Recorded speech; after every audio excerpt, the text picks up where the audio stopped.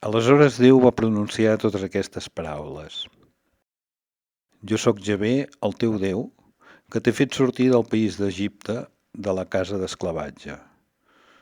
No tinguis altres déus fora de mi. No et facis cap escultura ni cap imatge de res del que hi ha dalt del cel, a baix a la terra o a les aigües de sota la terra.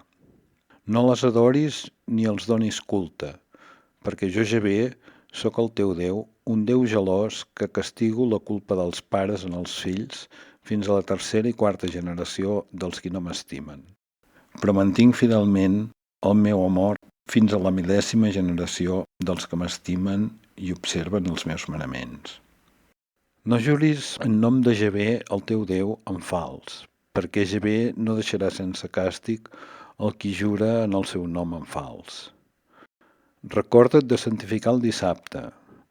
Treballa durant 6 dies i ocupa't en les teves feines, però el dia setè és dia de repòs dedicat a Javé, el teu Déu. No t'ocupis en cap treball, ni tu, ni el teu fill, ni la teva filla, ni el teu criat, ni la teva criada, ni els teus animals, ni els forasters que viuen al teu país. Perquè Javé va fer en 6 dies el cel, la terra, el mar i tot allò que es mou en aquests llocs, però reposar el dia setè. Per això Javé beneí el dissabte i el feu sagrat. Honra pare i mare, perquè tinguis llarga vida al país que Javé, el teu Déu, et donarà.